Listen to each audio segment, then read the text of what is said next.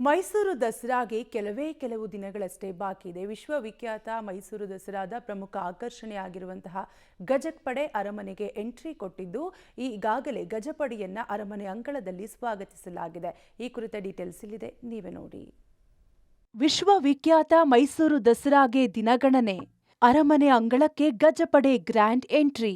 ಕಾಡಿನಿಂದ ನಾಡಿಗೆ ಬಂದ ಆನೆಗಳಿಗೆ ಅದ್ದೂರಿ ಸ್ವಾಗತ. ಪಾರಂಪರಿಕ ನಗರಿಯಲ್ಲಿ ಕಳೆಗಟ್ಟುತ್ತಿದೆ ಗತವೈಭವ. ನಾಡಹಬ್ಬ ದಸರಾ ಮಹೋತ್ಸವ ಗಜ ಪಯಣದೊಂದಿಗೆ ಶುರುವಾಗಿದೆ. ಕಳೆದ 4ನೇ ತಾರೀಕು ಹುಣಸೂರಿನ ವೀರನ ಹೊಸಹಳ್ಳಿಯಿಂದ ಮೈಸೂರಿನ ಅಶೋಕಪುರಂನಲ್ಲಿರುವ ಅರಣ್ಯ ಭವನಕ್ಕೆ ಬಂದು ಆನೆಗಳು ವಿಶ್ರಾಂತಿ ಪಡೆದಿದ್ದವು. ಅರಮನೆಗೆ ಆನೆಗಳು ಬರುವ ಹಿನ್ನೆಲೆ ಅರಣ್ಯ ಭವನದಲ್ಲಿ ಅರಣ್ಯ ಅಧಿಕಾರಿಗಳು ಪೂಜೆ ಸಲ್ಲಿಸಿದರು. ಇದಕ್ಕೂ ಮುನ್ನ ದಸರಾ ಗಜಪಡೆಗೆ ಗಂಡ ಬೇರುಂಡ, ಶಂಖಚಕ್ರ, ಎಲೆಗಳ ಚಿತ್ತಾರ ಬಿಡಿಸಲಾಗಿತ್ತು. ಮೈಸೂರು ನಗರದ ರಸ್ತೆಗಳಲ್ಲಿ ಅರಮನೆಯತ್ತ ಸಾಲಾಗಿ ಸಾಗಿದ ಗಜಪಡೆಯನ್ನ ಸಾರ್ವಜನಿಕರು ಕಣ್ತುಂಬಿಕೊಂಡ್ರು. ನೋಡುವವರೆಲ್ಲರಿಗೂ ಮಿನಿ ಜಂಬೂ ಸವಾರಿಯನ್ನೇ ನೆನಪಿಸುವಂತೆ ಮಾಡಿತ್ತು. ರಸ್ತೆ ಇಕ್ಕೆಲಗಳಲ್ಲಿ ನಿಂತಿದ್ದ ನಾಗರಿಕರು, ಮಕ್ಕಳು ಗಜಪಡೆಯನ್ನ ಕಣ್ತುಂಬಿಕೊಂಡು ಸಂಭ್ರಮಿಸಿದ್ರು. ಕ್ಯಾಪ್ಟನ್ ಅಭಿಮನ್ಯು ಟೀಮ್ ಗೋಧೂಳಿ ಲಗ್ನದಲ್ಲಿ ಅರಮನೆ ಪ್ರವೇಶ ಮಾಡಿದ್ವು. ಮಳೆಯ ನಡುವೆ ಅರಮನೆ ಆವರಣಕ್ಕೆ ಗಜಪಡೆ ಎಂಟ್ರಿ ಕೊಡ್ತು.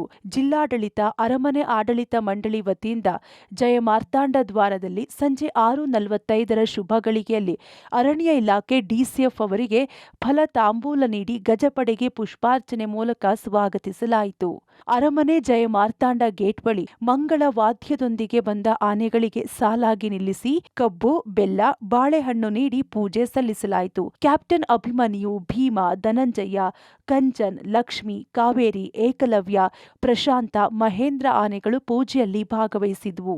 ಕಂಸಾಳೆ, ಡೊಳ್ಳು ಕುಣಿತ, ನಾಗಸ್ವರ, ರಾಜ ಪರಂಪರೆಯ ವಸ್ತ್ರಧಾರಿಗಳ ಜೊತೆ ಆನೆಗಳ ಮೆರವಣಿಗೆಯಲ್ಲಿ ಸಾಗಿದ್ದವು.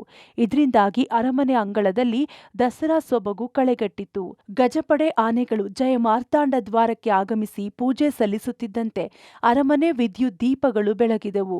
ಜಗಮಗಿಸುವ ಅರಮನೆ ಬೆಳಕಿನ ನಡುವೆಯೂ ಯಾವುದೇ ಅಂಜಿಕೆಯಿಲ್ಲದೆ ಆನೆಗಳು ಮಾವುತ ಕಾವಾಡಿ ಮಾತಿಗೆ ಅನುಗುಣವಾಗಿ ಹೆಜ್ಜೆ ಹಾಕಿದ್ದವು.